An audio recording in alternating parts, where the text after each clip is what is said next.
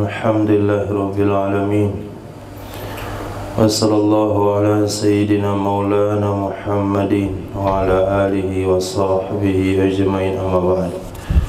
Rabbi yassir wa la tu'assir, Rabbi tamim bil khair. Rabbana israh lana sadurana wa yassir lana umurana wa umural muslimin wahlul 'uqdatam min lisanina yafqahu qawlana. Qala al-mu'allif rahimahullahu ta'ala wa adama nafa'a bi ulumihi wa barakatihi wa nafahatihi wa madatihi wa karamatihi fid darini amin. Bismillahirrahmanirrahim. Furu'an, beberapa ulasan. Yundabul aklu fi sawmi naflin, disunahkan makan dalam kondisi puasa sunnah. Kita masih berbicara tentang undangan walimatul urus. Jadi kalau kita diundang hadir baralek gadang walimatul urus, pengantenan, maka disunahkan untuk makan kalaupun kita datang dalam kondisi puasa sunat, walau muakkadan, walaupun ada ia puasa sunat itu puasa muakkad, bukan puasa Senin Kamis, tapi puasa hari Arafah, tapi puasa nisfu Sya'ban, bukan puasa 6 Syawal bisa diganti besok hari, tapi puasa 10 Muharram, hanya hari itu saja, hanya sekali setahun, hukumnya sunnah muakkad sekalipun tetap sunnah makan. Itu apa? Li'irda'i dzittu'am, untuk menyenangkan hati orang yang punya makanan. Ini bukan hanya pembahasan di walimatul urs, tapi ini pembahasan tentang undang makan. Bagaimana kondisinya disunahkan makan? Bi an syaqqa alaihi, dengan bahwa sulit, berat atasnya orang yang memiliki makanan, yang mengundang tua rumah. Apa yang berat baginya? Imsakuhu, menahan dirinya seseorang. Menahan diri itu berat, menahan diri untuk tidak makan, melanjutkan puasa. Kalaulah tamu yang diundang ini melanjutkan puasanya, tuan rumah merasa keberatan, itu tandanya, itu ketentuannya. Tapi apabila tuan rumah enggak peduli amat, katanya silakan makan pak, puasa. Oh puasa, maaf ya, saya nggak tahu. Nah, kalau begitu jangan makan. Artinya kita nggak makan pun nggak ada masalah bagi dia. Tapi kalau kita katakan puasa, masya Allah, kenapa puasa? Kan hasil undang, dah lama seundang kok puasa, nggak enak saja jadinya. Makalah, kan sunnah buka puasa. Udah ngomong begitu pula dia, kita tetap aja nggak makan. Makruh hukumnya puasa, makruh hukum lanjutin puasa. Nah, tapi kita yang buat undangan tahu diri juga dikit. Mana letak tahu dirinya? Jangan dibuat undangan makan pada hari sunnah puasa muakkad. Ini undangannya nisfu Sya'ban, undangannya 10 Muharram, undangannya hari Arafah. Tundalah 1 hari lagi, tunda 1 hari lagi, Lebaran. Ya tunda beberapa hari lagi lah. Jadi jangan buat undangan di hari-hari yang dianjurkan puasa sunnah muakkad. Tapi walaupun demikian, kita yang diundang, kalau sekiranya keberatan tuan rumah kalau kita nggak makan, sunnah hukumnya makan walaupun di akhir siang. Di akhir siang jam 6 kita datang, ba'da asar kita datang. Kenapa sunnah makan? Li amri bil fitri, karena ada perintah untuk berbuka. Lalu puasa yang dilakukan wa yusabu ala ma maudha, diberi pahala ia seseorang atas puasa yang telah lalu. Puasa dia 5 jam, 6 jam, 7 jam itu dapat pahala. Dan ada pula pendapat pahala puasanya dapat, buka dapat, pahala puasa dapat. Bukan dapat total, tidak, dapat setengah hari puasa. Kalaulah puasa biasa, kalaulah hari-hari biasa, kalaulah kita berbuka bukan karena undangan, itu pahala puasa hilang semuanya. Ini puasa sekarang nih, puasa apa nih? Puasa hari Ahad, nggak ada. Puasa hari Senin, saya puasa sampai jam 12 saja. Alhamdulillah lah dapat setengah. Dapat pahala? Dapat pahala? Dapat pahala? Nggak dapat. Nggak dapat pahala puasa setengah hari. Tapi kalau kita datang ke undangan, disuruh makan, dipaksa makan, kita batalkan puasa, maka pahala puasa yang udah lalu itu, dia 2 jam, 3 jam, 5 jam itu dikasih oleh Allah. Itu maksud dapat pahala. Bukan dapat pahala sampai asar, sampai maghrib, tidak. Wa qadha nadban, dan mengganti ia seseorang, hukumnya sunnah, yauman pada suatu hari, makanahu pada tempatnya berbuka. Fa illam yashukka alaihi imsakuhu, maka jika tidak memberatkan, tidak berat hati di atasnya orang yang mengundang, imsakuhu oleh tidak makannya seseorang, niscaya tidak disunahkan berbuka. Bahkan imsaku aula, menahan diri lebih baik. Apa kata tuan rumah? Alhamdulillah banyak yang datang puasa. Makan Pak, kami puasa. Nah, kalau puasa Pak aja lah, tu nak dapat dari awak. Sebetulnya dia senang, nggak ribet-ribet ngurus. Nah, kita kan tahu di buah bibir orang tu ada yang basa-basi, ada yang memang sungguhan. Maka kalau dipersilahkan seseorang yang kita belum kenal sama orangnya, kita pastikan itu basa-basi atau bukan. Nah, tapi kalau dia paksa, itu sungguhan tuh berarti. Datang dia ke kasir. Nah, itu sungguhan. Nah, tapi kalau cuma ditawarin, nggak usah. Sagan sih mau ditraktir lebar duluan. Cana saya mau bayar tadi. Itu nggak usah lah. Nah, itu basa-basi namanya. Maka antum harus bijak-bijak dikit, menilai, menimbang. Kalau orang nawarin sekali, kayak ngedengar aja. Makanya kayak ngedengar ya. Mau makan? Bapak, apa? Kenyang? Kenyang nggak usah mubazir. Ada, ya kenyang Pak. Itu kenyang. Sekali-sekali nggak ada masalah. Kenyang makan berlebihan. Nabi juga pernah makan 2 kali. Nah, sebelum zuhur makan, udah zuhur makan lagi. Oh, kalau gitu udah cerita Nabi, ya udahlah, sikat. Lihat di sini, hukum kan bijak sekali.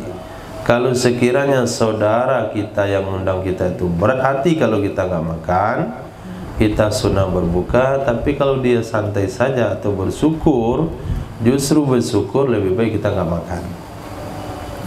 Berkata Imam Ghazali rahimahullahu ta'ala, yundabu ayyanwiya, disunahkan bahwa berniat ia seseorang bifitrihi, dengan berbukanya seseorang, apa yang disunahkan? Idkhalus sururi alaih, memasukkan perasaan senang atasnya saudara. Itu yang disunahkan. Niat untuk menyenangkan hati kawan.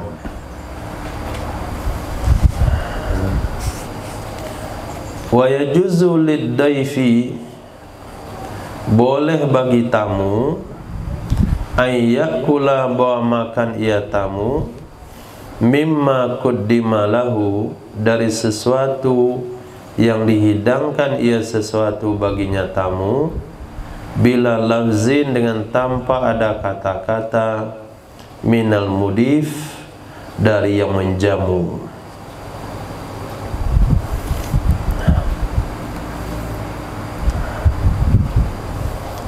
Jadi kalau kita sudah dihidangkan makanan, boleh langsung makan, nggak usah menunggu perkataan silakan Pak, nggak perlu, langsung juga boleh. Nah, iya model itu hukumnya, tapi nggak tuh semua. Inin tadhara ghairahu lam yajuz qabla huduri. Jika menunggu ia tamu akan yang lainnya, nah ini tamu di Minangkabau nih, itu nggak boleh itu. Tuan rumah di Minangkabau, dia akan menunggu yang lain. Saya udah hadir belum? Belum, tunggu dulu lah. Maka kalau dia menunggu yang lain, lam yajuz, tidak boleh ia makan sebelum hadirnya orang yang ditunggu, kecuali dengan lafaz darinya orang yang menunggu, darinya orang yang menghidangkan, darinya si tuan rumah. Sabar sebentar Pak, yuk. Nah, kita tunggu dulu kawan kita satu tuh, kalau nggak sama-sama nggak enak. Nah, makan dulu snack-snack yang ada ini. Jadi kata tuan rumah, kita tunggu dulu, ada yang ditunggu lagi. Dan tunggu 10 menit enggak juga, 20 menit enggak juga, setengah jam juga enggak ada. Kata tuan rumah, lah sudahlah, kita tunggu sambil bekerja aja, kita tunggu sambil makan aja. Nah, itu baru boleh. Maka jangan dimakan dulu. Nah, kalau adat, kalau undangan di Minangkabau masuk dalam rumah, itu tunggu dulu pepatah petiti. Tapi kalau mau makan langsung nggak pakai pepatah petiti, makan di halaman pakai hidangan Prancis. Hidangan apa nama itu? Prasmanan. Nah, dulu orang-orang Minang nggak mau tuh makan di halaman. Sampai sekarang masih ada datuk-datuk tuh nggak makan di halaman. Apa kita makan di halaman? Anjung makan di halaman. Sama kita sama Wawu tuh makan di halaman. Nah, itu perasaan dulu. Ini kalau makan ini tutup pintu mas, nggak boleh nampak di luar. Nah, begitu adabnya tinggi. Sekarang enggak, diajarkan anak makan di halaman, sambil di jalan malah, ke jalan-jalan raya malah. Kakaknya dorong, ibunya nyepi, sepanjang jalan makan. Nanti udah besar anaknya makan sambil jalan. Ini makan sambil berjalan, siapa aja kok. Kecak anak, amaknya maju dulu. Waktu bayi saya didorong-dorong panjang malam makan. Nah, Masya Allah, makan di WC. Siapa ngajari? Ibunya juga. Udah jelas itu pempesnya udah penuh, disuapin juga. Makan sambil buang air besar. Buang air besar belum dicuci lagi udah makan. Itulah sesuatu yang terjadi pada hari ini di sebagian tempat, di sebagian individu. Nah, kita nggak bahas itu, mau dimakan di mana saja sama saja.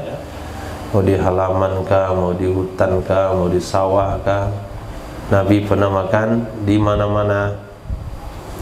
Nah, hanya saja aturannya adalah bolehkah tamu undangan makan tanpa dipersilahkan? Jawabannya, kalau sudah dihidangkan di hadapan kita dan tidak ada bahasa menunggu, boleh. Tapi kalau kita masuk dalam area atau tempat yang mesti menunggu, kita enggak boleh makan sebelum dipersilahkan. Wasadaqa Syekhani, menyebutkan secara terus terang oleh Syekhani, Imam Nawawi dan Imam Rafi'i, bikarahatil akli, makruh hukumnya makan, makruh hukumnya makan fauqas sab'i, melebihi kenyang. Itu makruh hukumnya, melebihi kenyang.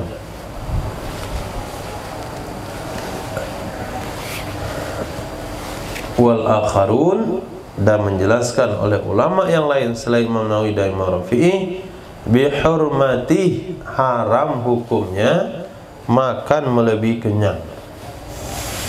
Nah, dalam walimah tuh urus, walimah khitanan, walimah syukuran, itu makan sepas-pasnya aja. Sampai kenyang boleh, tapi jangan lebih. Nah, kalau lebih hukumnya haram. Lebih bersisa hukumnya haram qadran. Sudahlah mubazir, kemudian haram lagi. Ini asal ambil aja, ini diambil, itu diambil, ini diambil, makan nggak semuanya, sisa. Daging tersisa, ayamnya tersisa, ikannya tersisa, susah ngabisinnya. Iyalah, bang, kamu di rumah makan 3 lauk, enggak kan? Sekarang ambil 3. Nah, jadi semua makanan itu, semua rasa ada di situ. Enggak enak makanannya, wajar enggak enak. Kuah sampadai masuk, kuah gulai masuk, cabai masuk, cabai hijau masuk, cabai merah masuk, kuah sayur masuk, toge masuk. Nah, maka hukumnya haram. Ini fatwa yang lebih tepat, haram hukumnya. Kalau makan pas tapi kenyang, makruh. Sebagian ulama katakan lebih daripada batas kenyang hukumnya haram. Mengambil sesuatu enggak dimakan lebih haram lagi, karena enggak ada orang akan makan selepas itu. Yang sudah tersisa itu enggak ada yang makan, nasi lebih itu enggak ada. Kalau mau ambil dulu sepasnya. Nanti kalau mau nambah, enggak apa-apa, asal enggak malu. Wa warada bi sanadin dhaif, warid dengan sanad yang dhaif, zajrun nabi, oleh peringatan, bentakan dari Nabi sallallahu alaihi wasallam, ayyaktamidar rajul, bahwa bertekan oleh seseorang, ala yadihil yusra, atas tangannya yang kiri ketika makan. Nah, jangan makan bertekan di atas tangan kiri, baik makan ketika duduk di lantai atau makan di meja makan. Untuk makan meja makan mana caranya? Jangan sampai begini ya.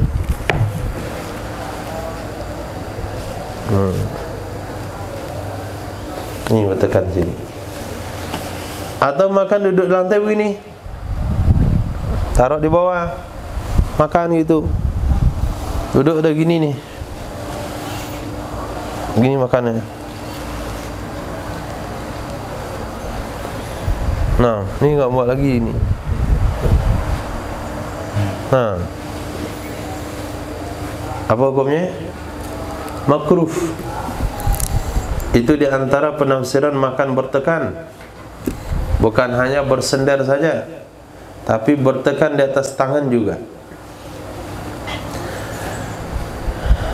Qala Imam Malik, huwa nau'un minal ittika, itu termasuk dari kategori bertekan. Bertekan ada dua makna, bertekan di atas tangan atau bersandar, menyandar. Fas-sunnatu, maka sunnahnya adalah lil akli, untuk makan, ayyajlisa, bahwa duduk ya seseorang, jatian, keadaan dia melipat, ala rukbatai, atas dua lututnya, dan punggung dua telapak kakinya.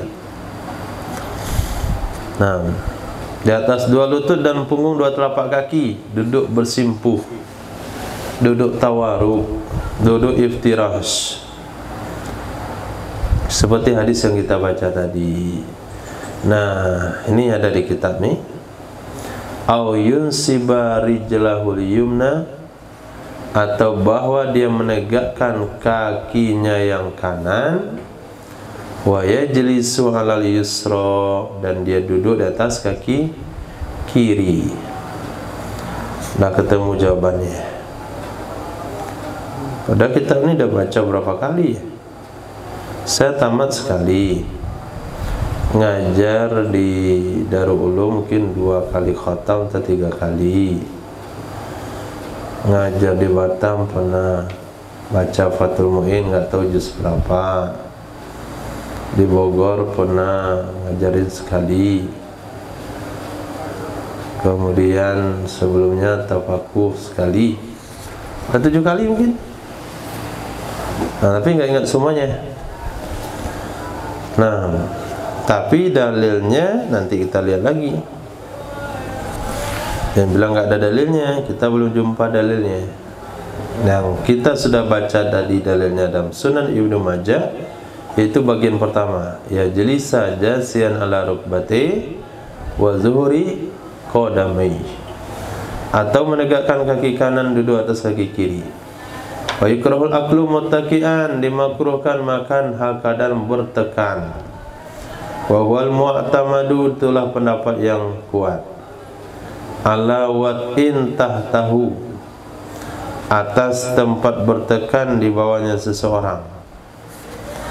Nah, tempat bertekan di bawahnya seseorang, mungkin dia bertekan ke lantai, bertekan ke meja makan, bertekan ke kursi, atau bertekan di tangan-tangannya kursi. Pernah antum lihat orang makan bertekan atas tangan kursi? Ini kira-kira piring nih. Ini ada sofa. Nah, sofa di sini ada tantangannya. Kalau di sini makan, itu termasuk bertekan. Nah, dan juga dimakruh makan muttaji'an, hal keadaan berbaring. Hal keadaan berbaring. Illa fima yatanakkalu bihi, kecuali pada sesuatu yang berpindah ya seorang dengan sesuatu, dengan mendahulukan tak pokoknya atas nun, yatanakkalu. Fadzalika kanahul faqiha min kulli ma la yu'addu lisyab'i, fala yukrahu akluhu ma'al ittika wa ittija.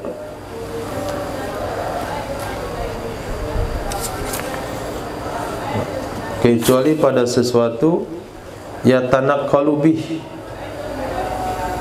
yang berpindah ya seseorang, ya natakallu, kan salah. Di luar apa?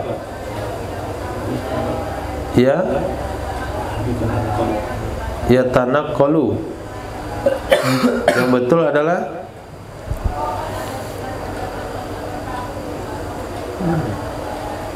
ya tanakkalu, betul ya. Bukan yantakilu, di dalam yantakilu dibuat. Di luar yang betul, yatanakkalu. Yatanakkalu cuci mulut, snack. Kecuali pada makanan-makanan yang yatanakkalu bih, yang cuci mulut ya seorang dengannya, itu boleh makan bertekan. boleh makannya berbaring. Nah, makan buah, bersandar di sofa, baring, sambil buka jeruk makan, sambil makan apple, sambil makan kuaci. Makanan yang enggak mengenyangkan lah. La qaiman, tidak kadang berdiri. Kalau berdiri itu enggak ada toleransi.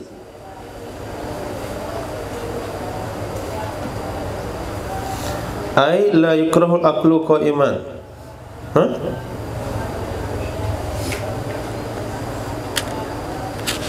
Ya Karim, bingung saya ini. Dimakruhkan makan bertekan, dimakruhkan makan berbaring. Yang tidak makruh makan dalam keadaan bertekan, tidak makruh makan dalam keadaan berbaring, yaitu makanan-makanan yang tidak mengenyangkan. La qaiman. La qaiman, lihat penafsirannya di dalam. La yukrahul aklu qaiman. Tidak dimakruhkan makan keadaan berdiri. Itu apa hukum makan berdiri?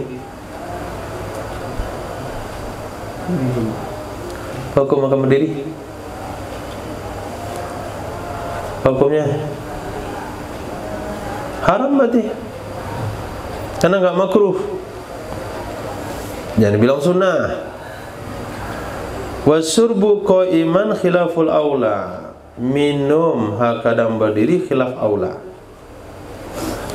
Minum dalam keadaan diri khilaf aula.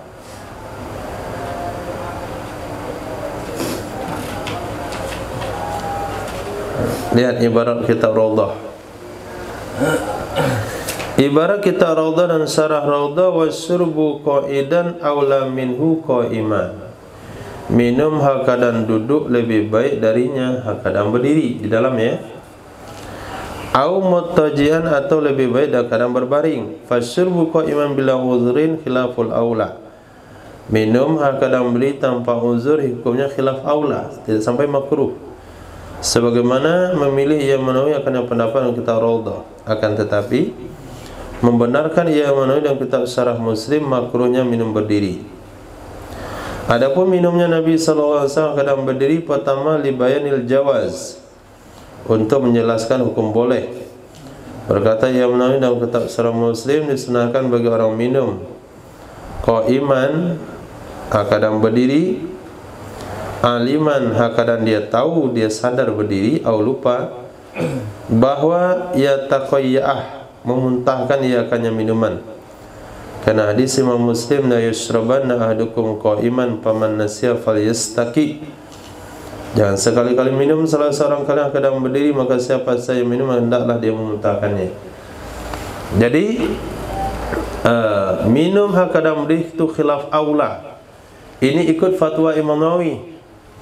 Tapi kalau kita lihat dalam Syarah Muslim, Imam Nawawi justru berpendapat minum berdiri hukumnya makruh. Nah, minum berdiri hukumnya makruh. Titik.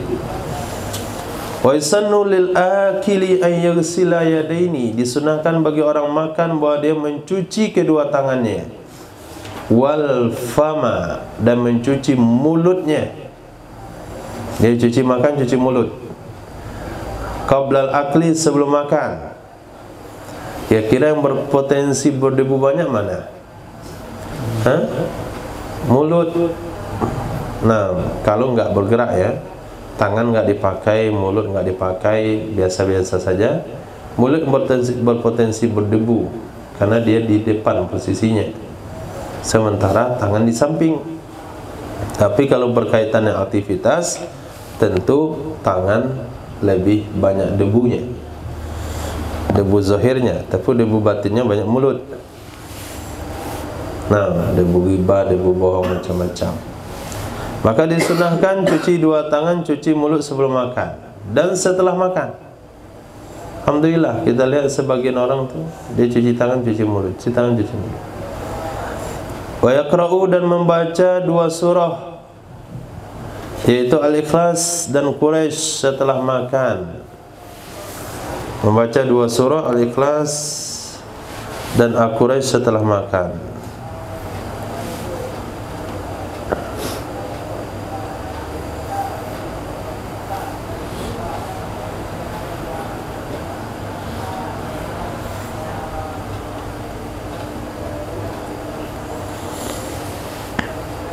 Wala yabtali'a, atau kepada yursila, ulang amalnya, yusannu lil akili, disunahkan bagi orang makan, la yabtali'a, bahwa dia tidak menelan, ma yakhruju, nah, kena di hidung kawan, kena di dinding, kena di mana-mana, maka tutup mulut dengan tisu, bersihkan giginya, kemudian buang ke tisu itu.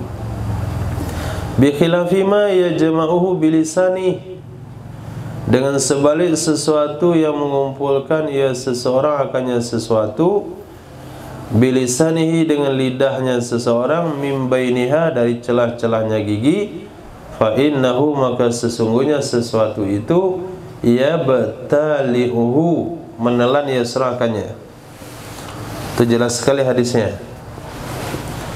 Nah, jadi sesuatu yang kita lepaskan pakai tusuk gigi dibuang, sementara sesuatu yang kita lepaskan pakai lidah ditelan.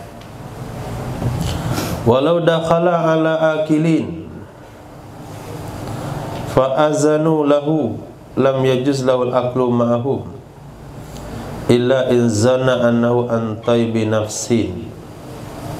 Jikalau bertamu ia seseorang, jikalau berkunjung ia seseorang, atau masuk ia seseorang, kemana dia masuk? Alal akilin, atas orang-orang yang sedang makan.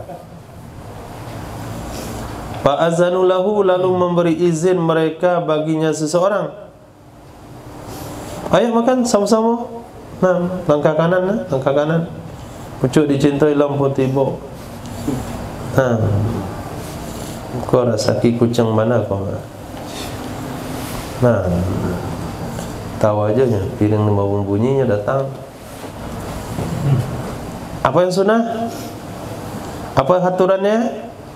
Lam yajuz lahul aqlu ma'ahu, tidak boleh baginya seseorang makan bersama mereka, walaupun mereka ngajak, jangan makan. Kenapa? Bisa saja dia ngizinin karena malu, bisa saja dia ngajak karena basa-basi. Wajarlah kalau kita sedang makan, ada orang datang, pasti diajak makan.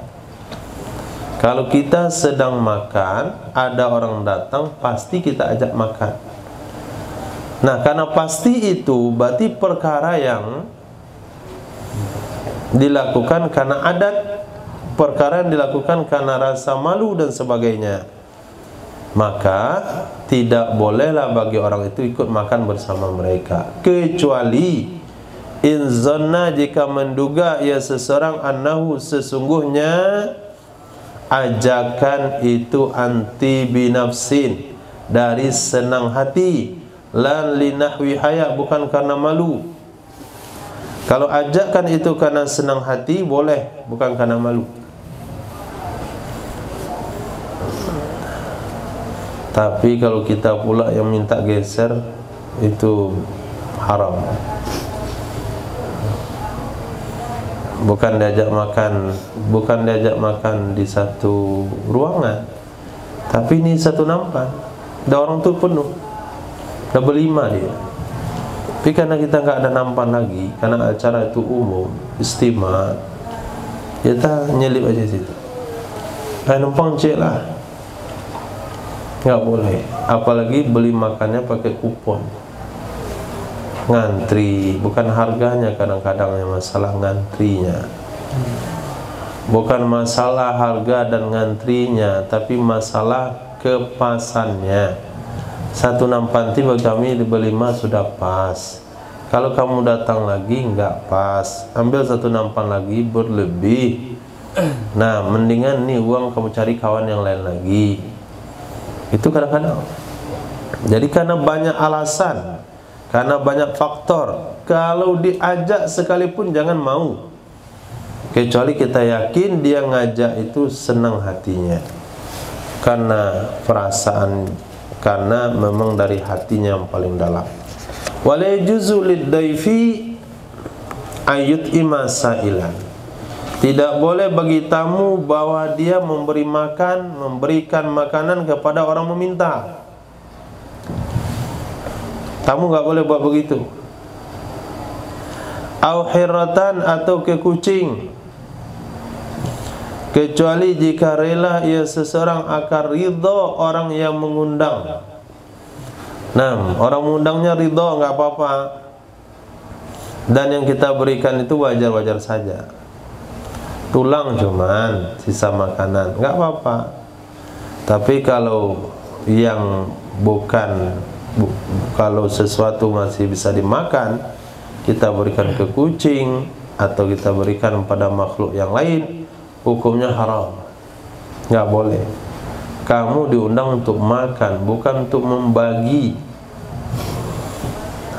Apalagi dia pula yang ngajak. Ada orang lewat, Pak singgahlah dulu. Siapa yang nggak singgah? Tamu, nggak boleh. Tamu diam aja dah. Ngajak-ajak singgah, yang bagi-bagi.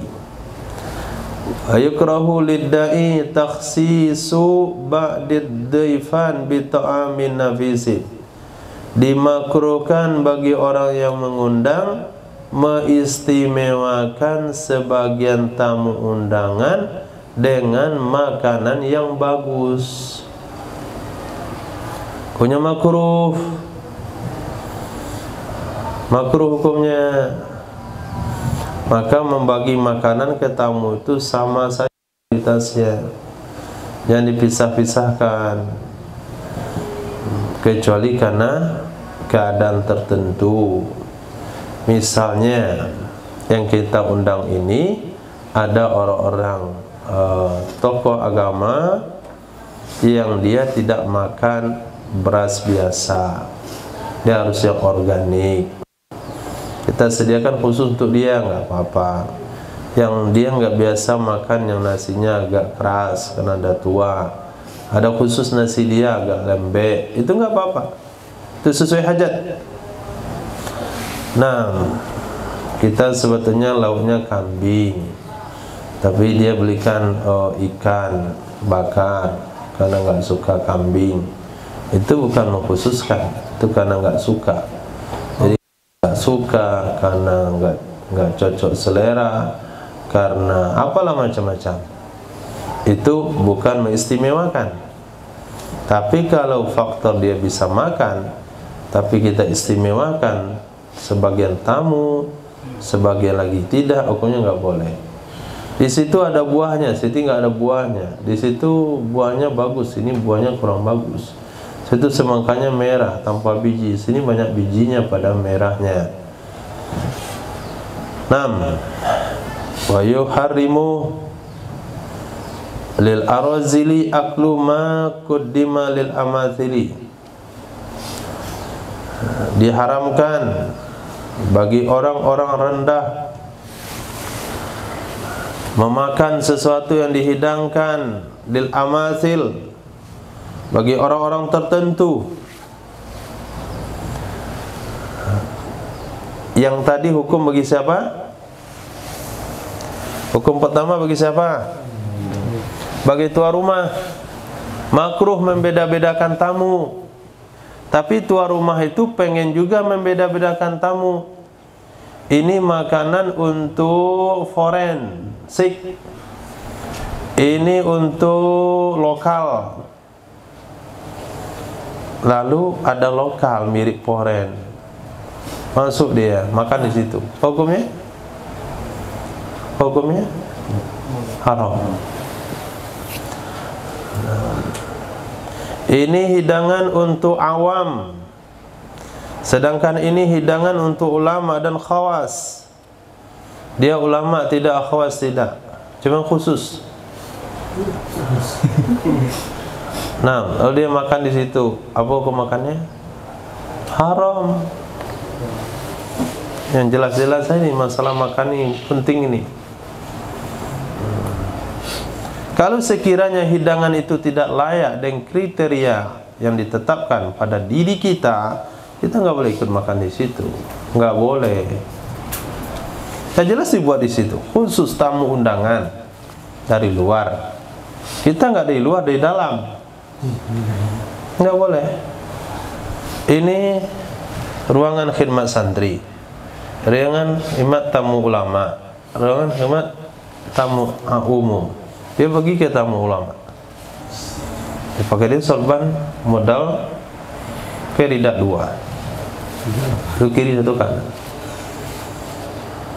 nggak ngomong-ngomong deh, makan aja, nggak boleh. Artinya tidak boleh memakan hidangan yang diperuntukkan untuk kriteria tertentu bagi orang yang tidak masuk dalam kriteria tersebut. Ini dalam bab undangan. Walau tanawala daifun ina'a ta'amin fangkasara minhu dominahu. Jikalau mengambil oleh tamu akan wadah makanan, fangkasara, maka pecah ia wadah darinya tamu, niscaya membayar ia tamu akannya wadah. Kalau kita diundang dalam sebuah kenduri, dalam semua mendoa, kemudian karena kecerobohan nasi itu tumpah, pecah piringnya, nasi nggak wajib bayar, tapi piring wajib bayar.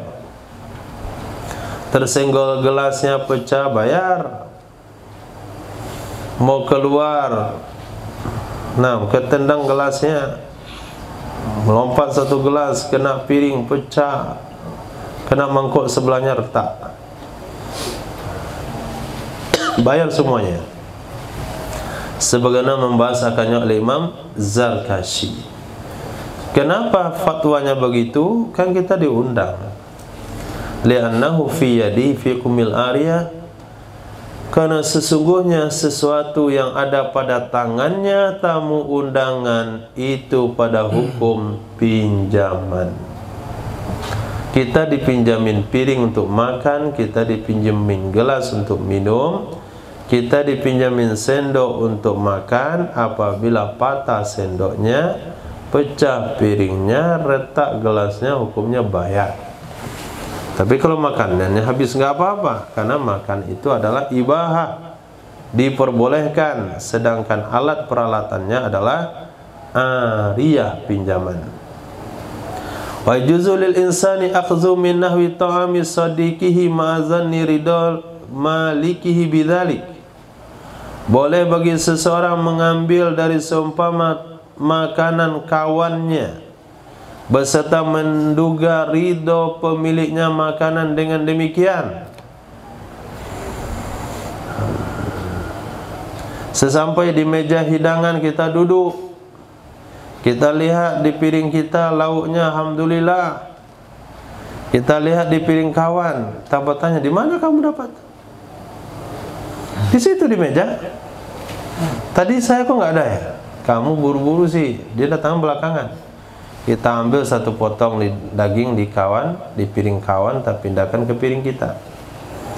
Nah, mengambil hidangan makanan dari piring teman sesama makan, apa hukumnya?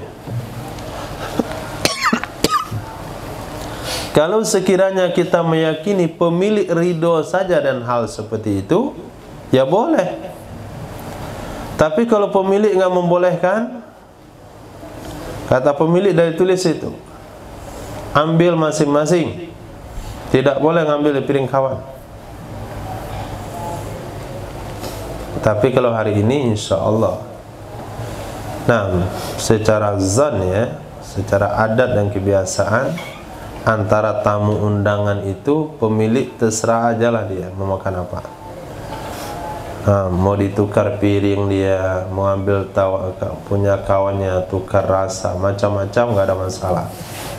Itu untuk hari ini, nggak tahu tempat tertentu. wa yakhtalifu bi qadril ma'khudhi wa jinsihi wa bihalil mudifi. Berbeda ia hukum dengan kadar yang diambil. Berbeda ia hukum dengan kadar yang diambil. Mungkin kalau banyak diambil sehingga teman yang kita ambil makanannya itu menyebabkan dia harus mengambil ke tempat hidangan, itu bisa saja pemilik marah, itu nggak boleh. Tapi kalau kita ambil hanya sedikit sehingga teman kita itu justru terbantu dengan kita ambil, mungkin boleh. Mungkin yang kita ambil itu hanya sekedar sayuran jenisnya, mungkin boleh. Tapi yang kalau kita ambil itu adalah lauk pauk intinya, mungkin nggak boleh. Mungkin kalau kita ambil itu adalah tamu mudif, tuan rumah yang memang kondisinya sangat memprihatinkan, sudah diperhitung satu orang cuma satu lauk, mungkin nggak boleh. Tapi kalau tuan rumahnya mempersilahkan sekian tamu diprediksi 3 lauk, nggak apa-apa. Jadi berbeda hukum, berapa kadar yang diambil, apa jenis yang diambil, bagaimana kondisi tamu bagaimana kondisi tuan rumah yang menjamu. 3 hal ini perlu dipertimbangkan. Nah, wa ma'azalik yang bagi lahu mura'atu nusfati ashabihi fala yakhudhu illa ma yakhussuhu aw yardawna bihi anti binafsin la an hayain. Beserta demikian perlu mempertimbangkan ridhonya pemilik, juga sepantasnya baginya seseorang mura'ah, menjaga nusfah. Kita tahu apa? Nasofah sama.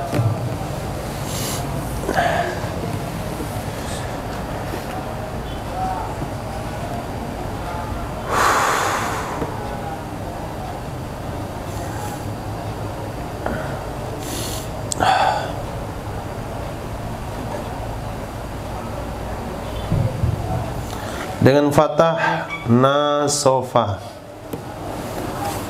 nasofa, ketulusan. Beserta demikian perlu mempertimbangkan ridhonya pemilik, juga pantas baginya seseorang mura'atu, menjaga nasofati ashabi, keikhlasan, ketulusan teman-temannya. Kawan itu rela enggak lauk pauknya kita ambil dari piringnya. Fala yakhuzu, maka tidak boleh mengambil ia seseorang kecuali ma yakhussuh, sesuatu yang membagi ia teman akannya, sesuatu yang menentukan ia teman akannya. Minta lauk seketel lah. Ni boleh ambil nih, balui. Nah, saya kira tadi jengkol, tak balui. Oh, ini boleh kamu ambil nih ayam nih. Saya kira tadi bebek, data ayam. Nah, ini daging nih boleh kamu ambil semua nih. Saya kira dari daging sapi atau kambing. Jadi ya khusus. Atau bukan dia yang membagi, tapi mereka ridho dengannya. Anti binafsin, dari senang hati, bukan karena malu. Bahkan dia senang lagi kalau kita ambil makanannya. Senang sekali. Kenapa dia senang sekali? Karena dia susah ngabisinnya. Nah, wakaza, begitu juga dikatakan pada kiron. Begitu juga dikatakan pada seumpama kiron. Apa itu kiron? Tamrataini, seumpama 2 korma. Naha Rasulullah sallallahu alaihi wa alihi wasallam anil kiran. Telah melarang oleh Nabi sallallahu alaihi wasallam daripada kiran. Kiran ini bukan haji kiran, tapi kiran ini adalah memakan 2 buah makanan sekaligus. Nah, memakan 2 buah makanan sekaligus. Teman makan kacang itu satu-satu. Kalau kita ambil 2 sekali masuk mulut, kawan makan anggur itu satu-satu, kita enggak dua sekali masuk mulut, itu namanya qiran. Apa hukumnya qiran? Terhidang makanan tuh di nampan, katakanlah itu gorengan,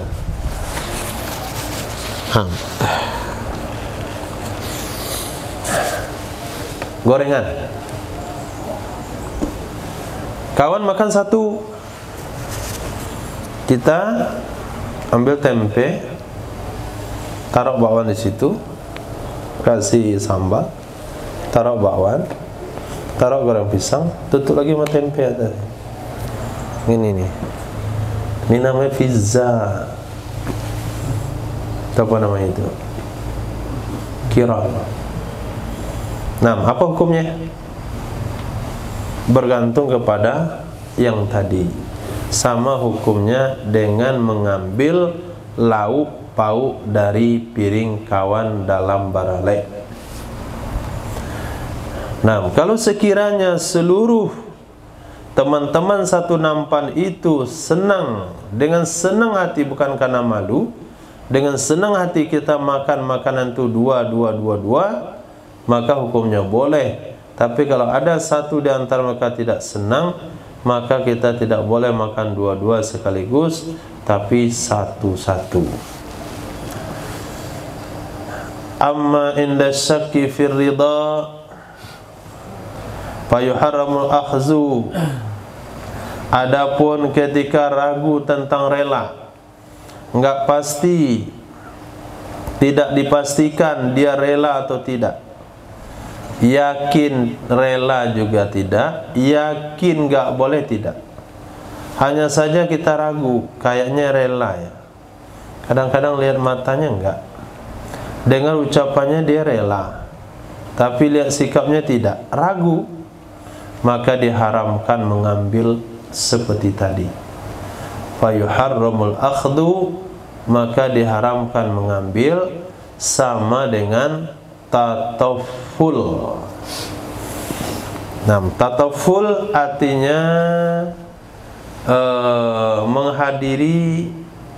hadir dalam sebuah undangan makan, tapi dia nggak diundang, hanya ngikut sama orang diundang. Itu namanya tataful. Tataful, apa bahasanya itu? Dia nggak diundang, tapi dia diajak atau pengen ikut. Sama dengan di kejadian ketika Nabi SAW diundang makan, ada satu sahabat katakan, ya Rasulullah ikutin saya, ajak saya satu. Nabi bilang, oke, ikut. Nanti kalau tuan rumah izinin kamu makan, kalau kamu pulang. Maka sampai di satu tempat, Nabi sabdakan, nih orang ini nggak diundang nih, tapi dia mau ikut. Kalau kamu izinkan makan, dia akan makan. Kalau kamu larang makan, dia akan pulang. Itu disebut dengan tataful. Nah, orangnya disebut dengan tufail. Jadi hukum tufail itu hukumnya haram. Kita nggak diundang tapi ikut rombongan, hukumnya haram. Selama lam yu'ammu, tidak diratakan ia undangan. Selama tidak diratakan ia undangan. Tapi kalau undangannya rata, walaupun kita nggak diundang, maka kita boleh datang. Kalau undangannya rata. Contoh, fatahal baba liyadkhula man syaa, seperti bahwa membuka ia seseorang akan pintu supaya masuk siapa saja yang mau. Ini pada tanggal 1 Idul Fitri, tanggal 2 Idul Fitri, tanggal 3 Idul Fitri. Biasanya sampai 3 hari open house. Nah, pintu rumah dibuka, tidak ada penolakan siapa saja yang datang.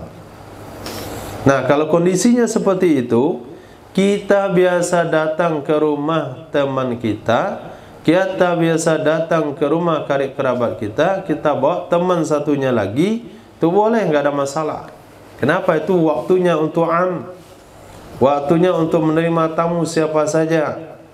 Maka tufaili dalam hal ini nggak ada masalah.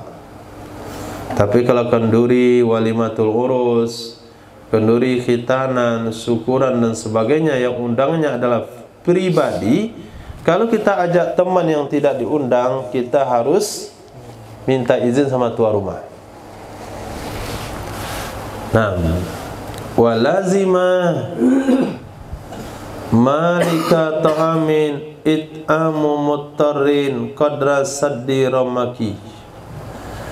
Wajib terhadap pemilik makanan, lazima malika ta'amin, wajib terhadap pemilik makanan, it'amu, oleh memberi makan, muttarin, orang dalam keadaan darurat, qadra, seukuran, saddi romakih, menutup nyawanya.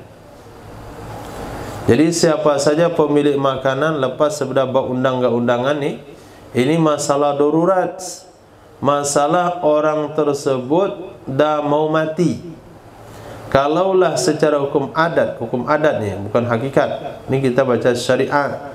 Kalaulah secara hukum adat, hukum zahir, hukum syariah, dia tidak dikasih makan, maka dia akan meninggal dunia. Siapa saja yang mengetahui kondisi tersebut dan dia punya kemampuan untuk menyediakan makanan, bahkan dia sendiri pemilik makanan, wajib hukumnya menyerahkan sebagian dari makanan tersebut kepada orang darurat tersebut, kadar cukup menyambung nyawa, dengan syarat in kana ma'suman musliman aw dhimmiyan, jika adalah orang mudarat itu orang maksum, orang yang terpelihara darahnya, tidak boleh dibunuh, baik dia muslim ataupun dhimmi, baik dia muslim ataupun non muslim. Wa inihtajahu malikuhu ma'alan, walaupun memerlukan akannya makanan oleh pemiliknya makanan, ma'alan, masa mendatang. Ya Karim, ini kalau kita berikan beras ini, kalau kita masak beras ini dijadikan nasi, lalu kita berikan kepada orang yang kelaparan hari ini, besok juga perlu makan. Ini beras untuk besok saja. Apa hukumnya? Wajib. Nah, selagi perlunya besok. Tapi kalau perlunya hari ini enggak boleh. Nah, la yuzalu daruratu bid-darurah. Tidak boleh darurat dihilangkan dengan memudaratkan orang lain. Wa kaza, begitu juga bukan hanya manusia, tapi bahimatul ghairil muhtarama, hewan ternak milik orang lain yang hewannya itu muhtaram, dihormati oleh agama. Nah, bi khilafi harbiin, yang sebagai orang harbi. Kafir harbi itu kalau kelaparan biarin aja dah. Mati kelaparan enggak apa-apa. Atau murtad. Nah, murtad. Atau penzina muhsan. Penzina muhsan, orang berzina setelah menikah, itu kalau kelaparan enggak wajib kasih makan. Kalau mati dia matilah. Begitu juga orang enggak sholat. Begitu juga kalbi akur, anjing gila. Nah, fa in mana'a, maka jika enggan ia orang yang punya makanan, enggak mau diserahkan makanan itu kepada orang yang dalam kelaparan pada saat itu, falahu, maka boleh baginya orang kelaparan auzuhu, mengambilnya makanan, qahran, secara paksa, bi'iwadin, dengan membayar imbalan. Nah, dengan membayar imbalan. In hadara, jika hadir ia seseorang, wa illa, jika tidak, panasiatan, maka dengan berhutang. Jadi kalau kita darurat, kalau enggak makan mati, kita minta cara baik-baik, orang tu enggak mau, kita hanya berharap cuman itu makanan yang bisa menyelamatkan, maka kita boleh ambil secara paksa, tapi tetap juga membayar dengan imbalan misilnya. Nah, dengan harga misil. Kalau ada uang waktu itu bayar tunai, kalau nggak ada uang hutang. Walau at'amahu wa lam yazkur iwadan fala iwada lahu li taksirihi. Jikalau at'amahu memberi makan ia seseorang akannya seseorang yang kelaparan. Jikalau memberi makan ia si pemilik makanan hu akannya orang yang kelaparan.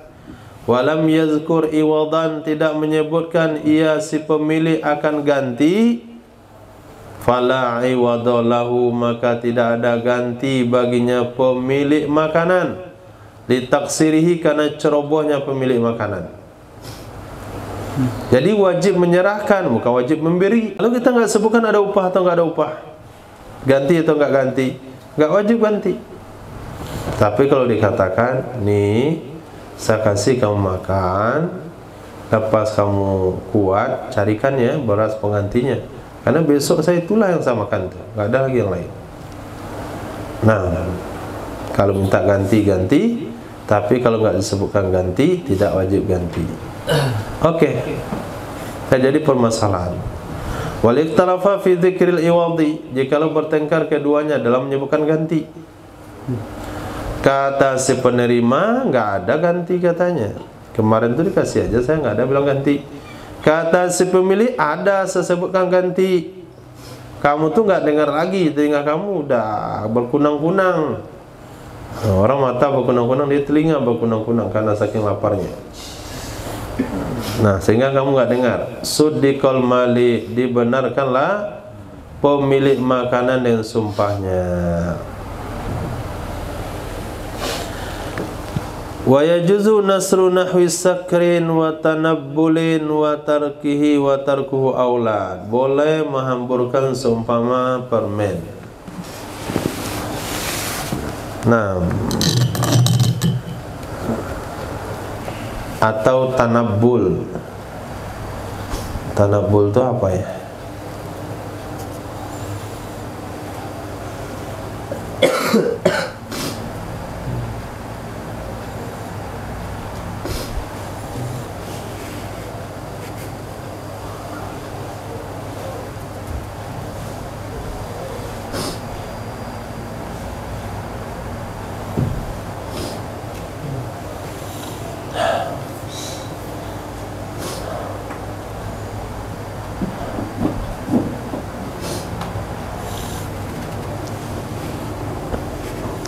Coba lihat apa tanabbul itu. Tadi kita antum ada tulisan itu? Nggak ada, Bu? Teh kuning ada? Ada tanabbul. Tak nun ba lam. Coba lihat apa artinya. Hah? Biasanya buat tambalin. Tambalin. Apa itu? Permen warna receh.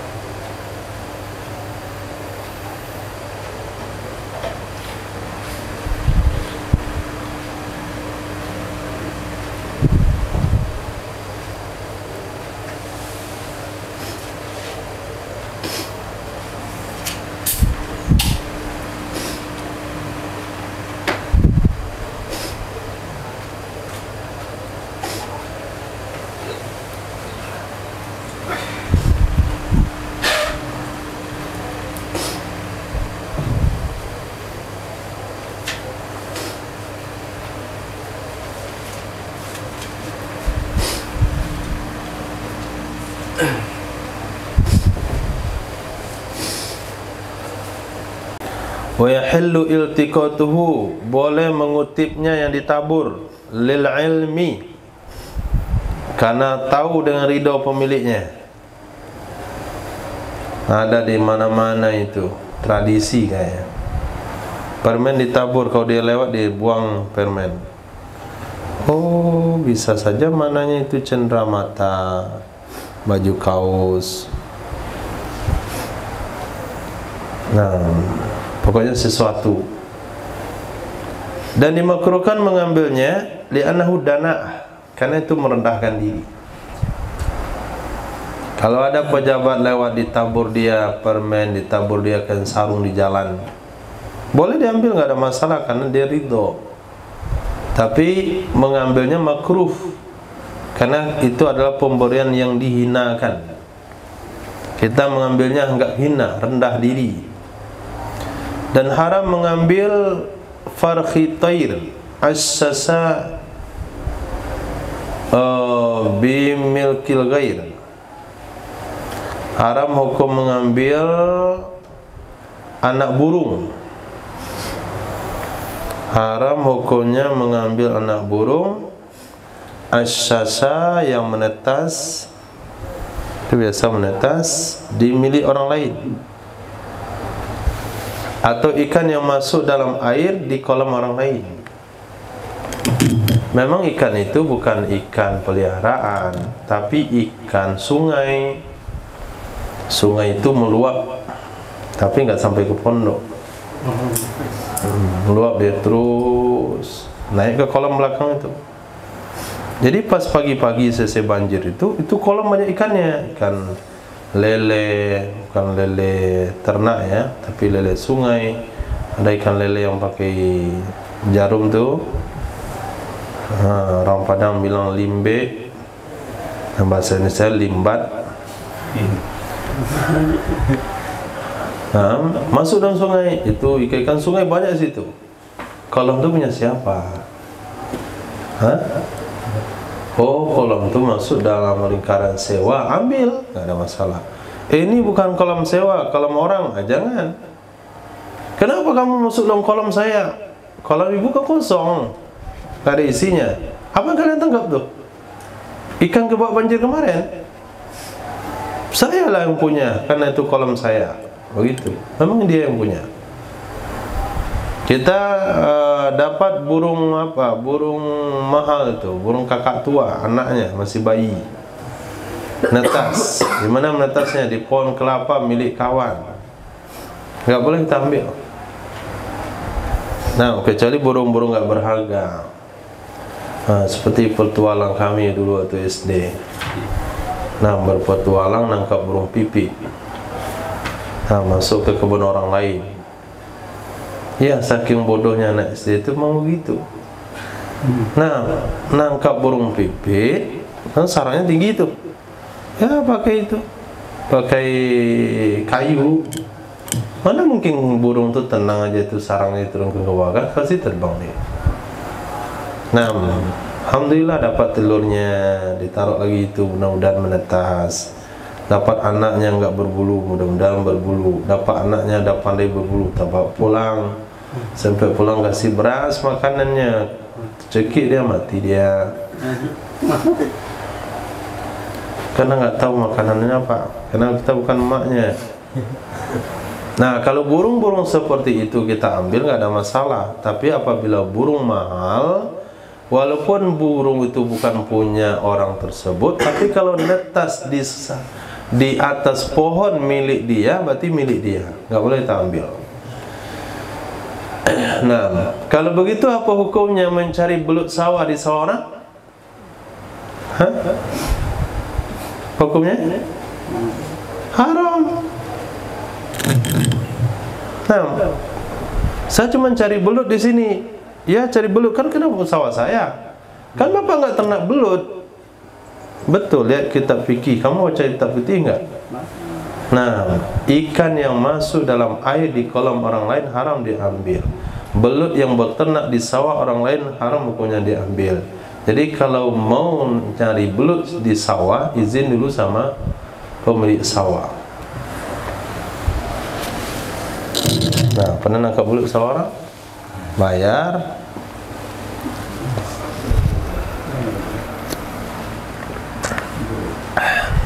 Tapi kalau anda nangkap belut di laut, nggak perlu bayar, karena laut nggak ada yang punya.